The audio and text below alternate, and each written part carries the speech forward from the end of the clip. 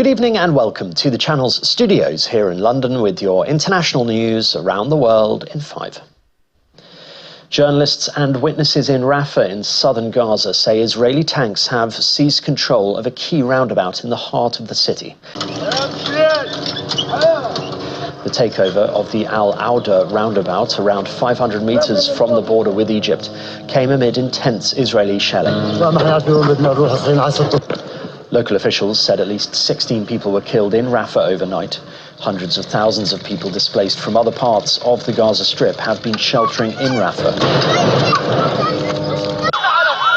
On Sunday, Israeli airstrikes killed 45 people in a camp for displaced people.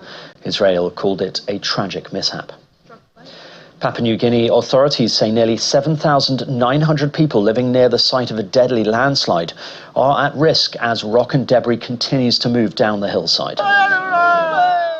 An alert for potential evacuation has been put out, with the province officials saying the mountain remains very active. Rescuers say it is increasingly unlikely that victims will be found alive in the rubble. The country's disaster agency says it fears around 2,000 people were buried when a mountainside collapsed last Friday. NATO Secretary-General Jens Stoltenberg has said Ukraine's use of weapons supplied by Western allies to hit targets inside Russia would not make NATO and its members part of the conflict. To deny Ukraine the possibility of using these weapons against legitimate military targets on Russian territory makes it very hard for them to defend themselves. His comments come after NATO's paramilitary assembly called for member states to support Ukraine's international right to defend itself by lifting some restrictions on Kyiv's use of Western weapons to strike within Russian territory.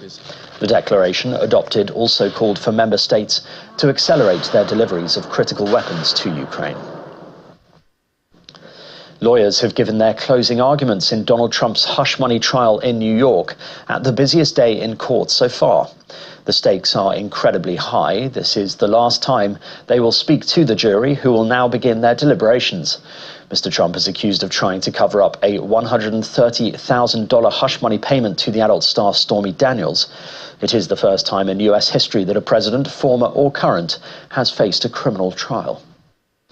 Brazilian football great Ronaldinho came out of retirement briefly for a charity match to raise funds for those affected by devastating flooding in the country's south. The Barcelona and PSG legend hit the post with this effort before notching 2 goals and an assist.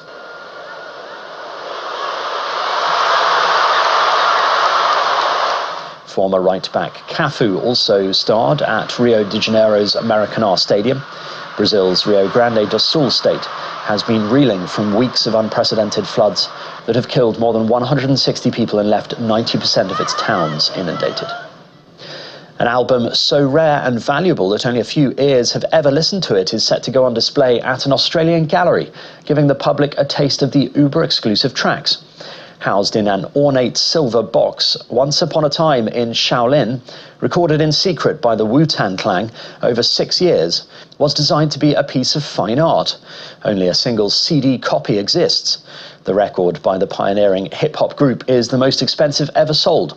Over 10 days in June, lucky members of the public can hear a curated 30-minute sample of the album.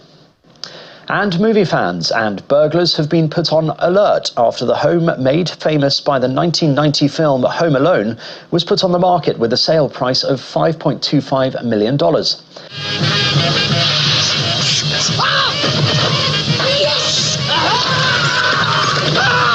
are you, little creep? The 5-bedroom, 6-bathroom mansion in Illinois forms the key setting for the bulk of the festive hit, as 10-year-old Kevin fends off the break-in efforts of villains after his parents inadvertently leave him unattended over the holidays.